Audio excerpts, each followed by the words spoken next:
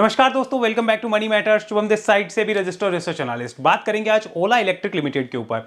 आज से कुछ समय पहले भी हमने इस पे बात करी थी, मैं वो याद दिलाऊंगा, लेकिन उससे पहले ये बता दूं, अभी जो भी बात कर रहे हैं वो एजुकेशनल पर्पस, इन्फॉर्मेशन पर्पस के लिए, कोई बाय सेल की रिकमेंडेशन नहीं है। यहां देखिए, हमने इस पॉइंट पे बात करी थी जब ये 55 को काट रहा था। वीडियो आज भी आपको यूट्यूब पे मिल जाएगा। और हमारी बात ये हुई थी कि हमारे अकॉर्डिंग अब इसको चलना चाहिए, और यहां पे 70 और 80 दो रेजिस्टेंस है जो आ सकते हैं। 70 आया अभी, उसके बाद भी हमारा एक व्यू था कि 45 के नीचे आया तो पूरा लॉन्ग टर्म ट्रेंड खराब हो जाएगा। एंड जिस दिन 45 के नीचे आया, वी चेंज्ड ओवर व्यू कि यहां पे लॉन्ग टर्म का व्यू खराब हो चुका है, और अब वापस जब कोई बुलिश इंडिकेशन आएंगे तो देखेंगे। उसके बाद क्या होता है, 45 वाला स्टॉक कितना जाता है, 22। सो स्टॉप लॉस की इंपॉर्टेंस क्या होती है, ये सबको समझ आ गई होगी। अगर हम स्टॉप लॉस फॉलो नहीं करेंगे, सही स्टॉप लॉस को अगर फॉलो नहीं करेंगे, ट्रेंड को फॉलो नहीं करेंगे, तो ऐसे 25% 50% स्टॉक नीचे जाएंगे ही, 60% भी जा सकते हैं। अब वापिस ये स्टॉक घूम के आया है और पिछले 10-15 दिन में 90% से ज्यादा मूव ले चुका है अपने बॉटम से। तो अभी की डेट में हमारे पास ओला इलेक्ट्रिक को लेके क्वेश्चंस ये रहने वाले हैं कि बॉटम डन हो गया क्या। ओके, उसके बाद एक क्वेश्चन रहेगा, क्या ये एक बहुत बड़े टाइम का, एकदम लॉन्ग टर्म का, बिग लॉन्ग टर्म बॉटम है क्या। हालांकि ये वर्डिंग सही नहीं है बिग लॉन्ग टर्म, बट ठीक है, अब लिख दिया तो लिख दिया कि ये बहुत बड़े टाइम का एक बॉटम लग चुका है क्या, और यहां से इसमें ट्रेंड कब बनेगा। देखो, बॉटम बनने में और ट्रेंड बनने में फर्क होता है। साथ में ये जानना जरूरी है कि ये जो रैली आई है, ये रैली क्यों आई है, इसके पीछे के रीजन क्या है, ये लॉजिक क्या है। क्योंकि ये गिरावट आई थी, उसके लॉजिक सबको पता है। ओला की सर्विसेज बेकार थी, प्रोडक्ट अच्छे नहीं आ रहे थे, लोगों के रिव्यू खराब थे, और अब हमें ये समझना है कि ये रैली क्यों है। तो आइए सबसे पहले ये समझते हैं कि ये रैली क्यों आई है, उसके ऊपर आगे का डिस्कशन बाद में करेंगे। आइए, सो यहां पर मैंने कुछ पॉइंट्स बनाए हैं। देखो, सबसे अच्छी बात जो रही है, यूएस और ईरान की युद्ध की वजह से एनर्जी क्राइसिस पैदा हुआ, और फिर मार्च में क्या होता है कि सबको लगा यार फ्यूल के प्राइसेस बढ़ जाएंगे, नई बाइक लेनी है, कुछ नया लेना है अपने को, तो सबने यही मन बनाया होगा कि चलो ईवी की तरफ देखा जाए, फ्यूल का तो कोई भरोसा नहीं, युद्ध कितना लंबा चल जाए किसको क्या पता। तो देखो, स्ट्रॉन्ग सेल्स रही है, और मार्च में 150% मंथ ऑन मंथ ग्रोथ देखने को मिली है। That is very important. फरवरी से मार्च में इतनी ज्यादा ग्रोथ हो गई। आगे improved service efficiency with 80% same day resolution हो जा रहा है। जो सबसे बड़ा इश्यू था कि ओला की सर्विस अच्छी नहीं है यार, वो किसी टाइप से बाइक को ठीक करके देते ही नहीं है, हमारी स्कूटी ठीक ही नहीं होती, ईवी बेकार कर रखी है उन्होंने। तो 80% केस में सेम डे रिजोल्यूशन मिल रहा है। Development of in house LFP battery, और उसके बाद में इसके मार्जिन जो है वो फ्यूचर में सपोर्ट मिल सकता है उनको। न्यू प्रोडक्ट लॉन्च हुआ है, पीएलआई सर्टिफिकेट या पीएलआई स्कीम का फायदा मिल जाएगा। Recovery in market share with V shape trend. Market share मानो इसका था 29%, वो नीचे गिरा कितना, 11%। अब वो वापस आ रहा है वी शेप रिकवरी में, और वापस 29 की तरफ जा रहा है। समझ आया, इसको वी शेप रिकवरी बोलते हैं। अब ये मैंने समरी दे दी। अगर इसके पॉइंट्स और देखने में बता देता हूं। देखो, गवर्नमेंट की तरफ से ना अभी किसी भी ईवी बिजनेस करने वाली कंपनी को छेड़ा नहीं जाएगा, क्योंकि गवर्नमेंट को समझ आ गया है कि अब हमें एनर्जी क्राइसिस देश में पैदा नहीं करना। तो ईवी, पावर, एनर्जी, इनसे रिलेटेड कंपनीज को गवर्नमेंट नहीं छेड़ेगी। गवर्नमेंट का इंसेंटिव मिल रहा है, पीएलआई स्कीम है। राइजिंग फ्यूल कॉस्ट जो हुई, उसकी वजह से ईवी की तरफ डिमांड बढ़ी, जैसे मैंने एक्सप्लेन किया। अवेयरनेस भी थोड़ी लोगों में बढ़ गई है। उसके अलावा बेटर जो है मंथली व्हीकल रजिस्ट्रेशन हुए हैं, ग्रेजुअल रिकवरी हुई है डिमांड में, वो हमने बात करी, और एक्सपेंशन कर रही है कंपनी टीयर 2 टीयर 3 में। तो एक कंपनी जो एक्सपेंशन कर रही है उसके बंद होने की संभावना कम होती है, जनरली ऐसा देखा गया है। आगे चलते हैं एक बार फंडामेंटल्स के ऊपर, वहां कुछ और पॉइंट समझाता हूं। इधर आ गए हम फंडामेंटल्स के ऊपर, थोड़ा जूम किया है मैंने। देखो, 18,000 करोड़ की मार्केट कैप है, आरओसी आरओई नेगेटिव है, बुक वैल्यू के पास आ गया था जब 22 रुपए आया था स्टॉक, प्रमोटर होल्डिंग इतनी है, डेट टू इक्विटी अभी भी है, और यहां पे प्रॉफिट की ग्रोथ अच्छी नहीं है। साथ में अगर मार्केट कैप टू सेल्स देखी जाए तो एक्सपेंसिव है, फ्री कैश फ्लो बेकार है, पैग रेशियो खराब है। तो ओला इलेक्ट्रिक के फंडामेंटल्स डाटा को देख के यू कांट से कि the company is fundamentally strong और फंडामेंटली बहुत बढ़िया कंपनी है या वैल्यू वाली कंपनी है। The only thing is sentiment change हो गए हैं, और जब सेंटिमेंट्स चेंज होते हैं ना, तो अच्छी चीजें हिल जाती है। यानी कि बुल्स को ये कॉन्फिडेंस मिल जाए, ये होप आ जाए कि ये कंपनी बंद नहीं होगी, और ये कंपनी आने वाले टाइम में अच्छा कर रही है। इसके प्रमोटर की इंटेंशन ये है कि ये अच्छा करना चाहती है, बस बुल्स वहीं दाव खेल देते हैं। और जब वो दाव खेलते हैं ना ऐसा, तो फिर वहां से एक्चुअल में लॉन्ग टर्म के बॉटम बनते हैं। पास्ट में ऐसा देखा गया है। अब ओला उस पर खरी उतरती है नहीं उतरती है वो किसी को नहीं पता, हमारे हाथ में है कि संभावनाएं क्या है। तो 10 में से 9 बार तो ऐसा ही हुआ है कि पास्ट में उन कंपनीज ने आगे अच्छा किया है, लेकिन एक बार अब खराब करने वाली अगर वही ओला निकली तो किसी को नहीं पता है। इतना तो कंफर्म हो गया कि अभी इस पे दाव लग रहा है होप पे कि ये कंपनी अच्छा करेगी, डिमांड अच्छी रहेगी और उसका फायदा लेना चाहेगी। बिकॉज भाविश अग्रवाल को ना कई लोगों को जवाब भी देना है। भाविश अग्रवाल को ट्रोल भी बहुत किया गया है, तो वो कई लोगों को जवाब भी देना चाहेंगे। अब ये सारा का सारा दारोमदार भाविश अग्रवाल जी के ऊपर है कि वो किस तरीके से इसको देखते हैं और किस तरीके से लेते हैं और कैसे लोगों के मुंह पे तमाचा मारते हैं अपने काम से, ना कि अपनी बातों से। अब ये भाविश अग्रवाल के ऊपर है। यहां आओ, प्रॉब्लम क्या हुई थी वो समझ लो। देखो, सेल्स लगातार घट रही थी, 470 करोड़ की रेवेन्यू करके आप 487 करोड़ का लॉस करोगे ड्यू टू फिक्स एक्सपेंसेस, तो क्या होगा फिर सोचो। ठीक है, आगे देखो प्रॉफिट एंड लॉस। आप 4500 करोड़ की रेवेन्यू से अगर 2500 करोड़ की रेवेन्यू पे आओगे दिक्कत होगी, तो 2300 करोड़ का आपका लॉस बढ़ेगा ही बढ़ेगा, वो कम तो होने से रहा। तो ये प्रॉब्लम है ओला के साथ में। आगे चलो, यहां पर एक अच्छी चीज जो हुई है वो नोट करना। हालांकि मेरे पास डाटा कब तक का है, दिसंबर तक का डाटा है, इससे ऊपर का डाटा नहीं है। तो यहां पे एफआईआईज ने दिसंबर में होल्डिंग बढ़ाई, पब्लिक ने क्या करा, वहां भी होल्डिंग बढ़ी, और डीआईआईज ने भी होल्डिंग बढ़ाई। प्रमोटर्स ने जो है वो अपनी होल्डिंग कम करी थी, नोट करना। और प्रमोटर्स ने बेचे हैं शेयर, से सबको पता है, खुद बेचे थे, वो न्यूज भी आई थी। उसके बाद पब्लिक के अलावा अदर्स ने भी यहां पे थोड़ी सी होल्डिंग कम करी। 20 लाख अभी लगभग शेयर होल्डर है जो इसमें फंसे हुए हैं, 20 लाख। लेकिन अभी रिसेंट में ना कुछ ट्रेड्स हुई हैं। अब ये ट्रेड की इनडेप्थ एनालिसिस में मैं नहीं जा रहा, लेकिन इसको देखो, यहां पर ये ट्रेड हुई है 38 रुपए पे, 39 पे, 38 पे, 34 पे, 27 पे, 31 पे, 34 पे। तो इन ट्रेड्स की वजह से, ये रिसेंट की है, आप डेट देख सकते हो, अप्रैल महीने की ट्रेड्स हैं, तो इनकी वजह से क्या होता है, थोड़ा मोमेंटम है ना स्टॉक में वापस आ जाता है, थोड़ी सी जान आने लगती है। अब इन ट्रेड्स की इन डेप्थ एनालिसिस में नहीं जाऊंगा, कोई बोलेगा फेक ट्रेड है, कोई बोलेगा जानबूझ के करवाई है, हम उसमें नहीं जा रहे। We will stick to the charts. यहां आओ, हम चार्ट्स पे बात करते हैं। अब ये सिचुएशन हमारे सामने है कि ओला इलेक्ट्रिक के लिए अब इंपॉर्टेंट लेवल्स क्या हैं। तो सबसे पहले, अब इस लेवल का 55 का मेरे लिए अभी फिलहाल कोई रोल नहीं है, तो इसको डिलीट करते हैं। इस जोन का, जो कि एक्चुअल में ये जोन था, क्या इस जोन का मेरे लिए अभी कोई इंपॉर्टेंस है? द आंसर इज अभी नहीं है, आगे देखेंगे। तो इसको हम यहां से डिलीट करते हैं। ये वाले लेवल्स का भी हमारे लिए अभी फिलहाल कोई रोल नहीं है, तो इनको हटा देते हैं। तो हमारे लिए रोल किसका इंपॉर्टेंट है उसको समझने के लिए पहले हम वीकली चार्ट पे चलेंगे। यहां आ जाइए, वीकली चार्ट पे देखिए हो क्या रहा था। यहां से जिस टाइप से आप देखेंगे कि ये एक लोअर हाई लोअर लो के पैटर्न पे था, और यहां हमने व्यू बदला। क्यों बदला था? कि तेजी आ सकती है, वो आई भी, लेकिन फिर जैसे ही इसने ये लोअर लो बनाने शुरू करे, लोअर हाई लोअर लो, तो यहां पे हमारा व्यू चेंज हुआ, फिर नीचे चला गया। अब आओ समझो, ये देखो लगातार एक डाउन ट्रेंड था, इसको बोला जाएगा एक डाउन ट्रेंड। अब ये डाउन ट्रेंड से अप ट्रेंड में शिफ्ट कब माना जाएगा? शिफ्ट माना जाएगा जब इस रेजिस्टेंस जोन को, ये कितना है, ये वाला रेजिस्टेंस जोन है, इस रेजिस्टेंस जोन को रुककर करेक्शन करके काटेगा। वापस सुनना, डायरेक्ट काटेगा मजा नहीं आएगा।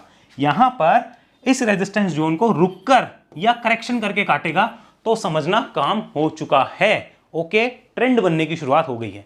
तो सर क्या अभी बॉटम नहीं बना? मैं अपना वन वर्ड आंसर देता हूं। मेरा वन वर्ड आंसर है यहां पर ओला में कि मेरे अकॉर्डिंग, मेरे एक्सपीरियंस के अकॉर्डिंग बॉटम डन हो चुका है। मेरे एक्सपीरियंस के अकॉर्डिंग मैं आपको बोल रहा हूं, लेकिन ट्रेंड नहीं बना है। क्या कोई मुझे बोले कि अभी आपको इसमें काम करना है तो आप करोगे? The answer is no. मैं काम करूंगा इस कंडीशन के बाद में, और इस कंडीशन के बाद में मेरे लिए सपोर्ट क्या होगा वो हम आगे डिस्कस करेंगे, अभी फिलहाल नहीं कर सकते, क्योंकि 22 इतना नीचे तो सपोर्ट होगा नहीं कि हम 50% डाउन साइड को सपोर्ट मानेंगे, वो तो मानने से रहे। लेकिन एक्सपीरियंस ये बताता है कि बॉटम आउट हो चुका है।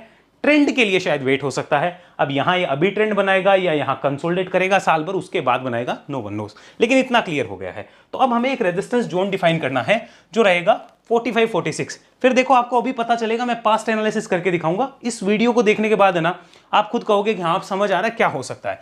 देखो, संभावनाओं के ऊपर डिस्कशन करेंगे, गारंटी नहीं है। यहां चलते हैं, हम इसको एक पैटर्न यहां ड्रॉ कर लेते हैं, और ये हमारा जो है वो इंपॉर्टेंट रेजिस्टेंस एरिया है, ये मैंने डिफाइन कर दिया। कितना है भाई? लगभग 45, 46 के आसपास। ये देखो, यहां सपोर्ट था, सपोर्ट था, सपोर्ट था, यहां सपोर्ट बना, यहां जब ये टूटा उसके बाद देखो क्या हुआ, और यहां रेजिस्टेंस बना, अब वापस यहां पर आ रहा है। तो मेरे लिए कंडीशन क्या कि आप यहां रुको फिर काटो, या यहां पर करेक्शन करके फिर काटो, या इसके नीचे बेस बना के फिर काटो। अगर आप अभी डायरेक्ट जाओगे तो मेरे को मजा नहीं आएगा, सिंपल सी बात है। क्लियर? तो मेरे को अपनी कंडीशंस बात कर ली हमने। अब आओ, यहां पर ये रुक क्यों सकता है उसके रीजन समझो। यहां पे हमने क्लिक किया तो यू कैन सी, यहां देखो ये भी ओवरसोल्ड, ओवरबोट जोन में है। क्या है? आरएसआई के फ्रंट पे ओवरबोट जोन में। तो ओवरबोट जोन का मतलब ये नहीं होता है कि वो स्टॉक गिरेगा। अगेन सुना, ये नहीं होता है कि वो स्टॉक गिरेगा। ओवरबोट जोन का मतलब ये होता है कि वो स्टॉक किसी बड़े रेजिस्टेंस के पास जाके रुक सकता है। एंड व्हाट इज दैट बड़ा रेजिस्टेंस? द 45, 46 इज द बड़ा रेजिस्टेंस। अंडरस्टैंड? क्लियर हो गया? कोई डाउट? आगे चले, इतना ओके है।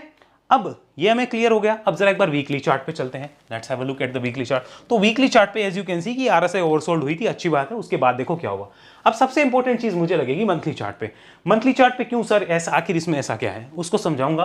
पहले करेक्शन देखो 86% हुआ है, दिस इज 86% करेक्शन।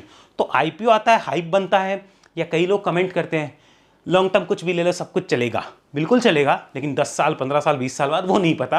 86% करेक्शन भी होते हैं स्टॉक्स में, ये शेयर मार्केट की रियलिटी है। हम जब बताते थे ना साल भर पहले 2 साल पहले, हमें गालियां पड़ती थी कि आप नेगेटिव आदमी हो, तभी आप बेचोगे ना, उस टाइम ही टाइम होता है आपके पास, वरना कब बेचोगे आप। और ऐसे हाइप में लोगे तो फिर यही हालत होगी।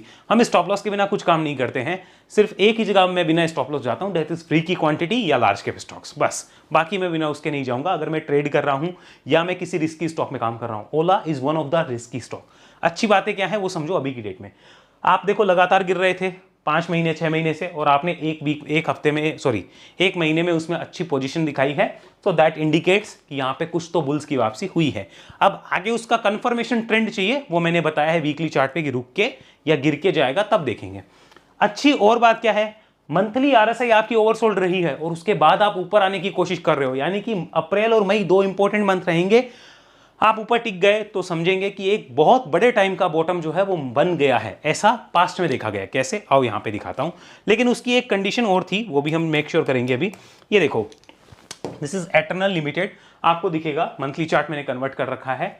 यहां आ जाओ, ये देखो एटर्नल भी ऐसे ही गिरा था अपने हाई से लिस्टिंग के बाद में, और देखो मंथली आरएसआई ओवरसोल्ड जोन में गई। As you can see here, ये ओवरसोल्ड जोन में थी, फिर जब ऊपर आई तो देखो काफी हद तक बॉटम आउट के इंडिकेशंस वही आ गए। लेकिन मैंने आपके सामने वीडियो कब शेयर किया था, इस जोन के ऊपर, कि यहां से जोमेटो जो है वो निकलने की तैयारी कर रहा है। उससे पहले मैंने यहां भी बनाया था, लेकिन उसमें मैंने कहा कॉन्फिडेंस कम है। यहां मेरा कॉन्फिडेंस था लगभग इस प्राइस का रेंज था।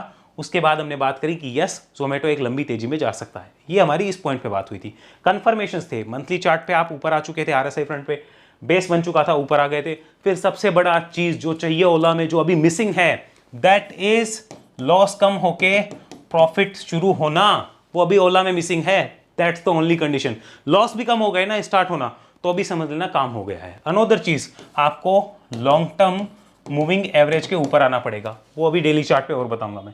ये फर्स्ट एग्जांपल है। अनोदर लेते हैं, आपने एक कंपनी का नाम सुना होगा, दैट इज पॉलिसी बाजार। यहां हो, पीबी फिनटेक। मैं कुछ नहीं बोलता, मंथली आरएसआई ओवरसोल्ड जोन लगातार गिरा, बेस बिल्डिंग निकला, और फिर देखो क्या हुआ। लेकिन उसमें एक कंडीशन अभी क्या थी, आपको लॉन्ग टर्म मूविंग एवरेज के ऊपर आना पड़ेगा। कंपनी लॉस से या तो लॉस को कम करे या प्रॉफिटेबिलिटी की शुरुआत करे, तब होगा। और उसके बाद देखो उसमें क्या रन रहा है, ये हिस्टोरिकल डाटा है। एक और लेते हैं यहाँ पे, another one is car trade. आइए यहाँ पे चलते हैं, दैट इज कार ट्रेड। ये car trade historically monthly chart पे आरएसआई ओवरसोल्ड हुई, फिर ऊपर आया और फिर निकला, तो ये चीज़ है। अब अगर मंथली चार्ट की आरएसआई ओवरसोल्ड नहीं भी होती, खाली बेस बना है, तो भी क्या मैं ओला में काम नहीं करता? करता, पहले भी तो किया था। लेकिन एक अलोदर कंफर्मेशन मिला है, तो उसको भी मुझे नोट करना होगा। आगे चलो, एक और कंपनी दिखाता हूं, यहां पे नोट करना, दैट इज नायका।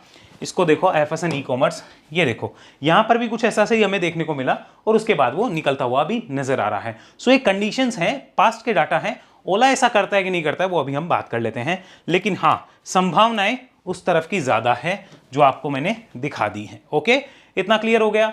क्या इस सब को लेकर हम ये कह सकते हैं कि Ola is a safe stock? The answer is no. मैं यहाँ पे लिख देता हूँ, आरएसआई को हटाते हैं और एक बार मूविंग एवरेज लगाता हूँ, फिर मैं कुछ लिखता हूँ, ध्यान से देखना। यहाँ ये देखो, मैंने मूविंग एवरेज लगाया, ये लॉन्ग टर्म मूविंग एवरेज के पास आया है। अब मुझे क्या चाहिए कि आप इस लॉन्ग टर्म मूविंग एवरेज के पास रुक जाओ ना, रेजिस्टेंस भी है, इतना बढ़िया संजोग बैठ रहा है भाई, रुक जाओ ना यहाँ पे, रुक दो या करेक्शन कर दो, बेस बना दो, फिर चले जाना, तब देखेंगे। अब क्वेश्चन था, is Ola a risky stock और safe stock? Okay, so answer is risky stock.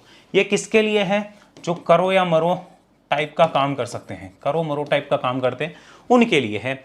अभी ट्रेंड क्या है? ट्रेंड इज, यहां पर आप ट्रेंड क्या कहोगे? Long term trend. अभी क्या कहोगे? अभी भी बेरिश ट्रेंड है लॉन्ग टर्म का। लेकिन शॉर्ट टर्म में क्या हो गया? शॉर्ट टर्म में बुलिश होना शुरू हो चुका है। ये ट्रेंड कब पलटेगा? जब ये इन लेवल्स के ऊपर आके रुक जाएगा, ओके, इस कंडीशन के बाद में, तब पलटेगा। तब तक हम नहीं कह सकते कि ट्रेंड पलटा है क्या। क्लियर हो गया? सो ओला को लेकर आपको चीजें समझ आ गई होगी। अब कई लोग जो कि अभी थोड़ी सी तेजी देखकर इस हाइप में घुसने का सोच रहे थे, मेरे हिसाब से मैंने उनको क्लैरिटी दी है। आई कैन बी रॉन्ग, मैं साफ बता रहा हूँ। कई लोग जो ये सोच रहे थे कि ओला महा बेकार कंपनी है, कभी जीवन में चलेगी नहीं, मैंने उनको भी एक क्लैरिटी दी है। आई होप उनको भी समझ आया होगा। मेरी बस एक ही इच्छा है, आप इस जोन के आसपास आ जाओ, कहीं भी, चलो 1-2 रुपए ऊपर नीचे भी चलेगा, कहीं भी आ जाओ, रुक जाओ या गिर जाओ, फिर इसको काटो, तब मैं देखूंगा कि हाँ कुछ हो रहा है। तब तक हम ये नहीं कह सकते ट्रेंड बन रहा है। सो ओला बॉटम आउट ऐसा लगता है पास्ट एग्जांपल्स को देखते हुए, डाटा को देखते हुए हो चुका है, लेकिन बड़े ट्रेंड की शुरुआत के लिए जो इंडिकेशंस चाहिए अभी वो थोड़े से पेंडिंग है। आई होप क्लियर हो गया आपको, ओला के ऊपर एनालिसिस समझ आया होगा। बाकी ऐसी एनालिसिस अगर आप सीखना चाहें, वेब एनालिसिस में आइए, हमारे साथ जुड़िए, वेबसाइट पे पूरी डिटेल है, और बाकी इस नंबर पे संपर्क करके व्हाट्सअप करके भी आप डिटेल ले सकते हैं। और हमारी सेबी रजिस्टर्ड सर्विसेज में जुड़ना चाहते हैं, जहां पे हम स्विंग की सर्विसेज हैं, जिसमें हम क्विक स्विंग पे काम करते हैं, और इन्वेस्टमेंट की सर्विसेज है, जहां हम इन्वेस्टमेंट के तौर पे उस कंपनी में बैठते हैं कुछ टाइम के लिए और उसके ट्रेंड को राइड करते हैं। अगर जुड़ना चाहें, देखना चाहें तो जरूर जुड़ सकते हैं। अभी के लिए इतना ही। See you soon in next video. जय हिंद, जय भारत।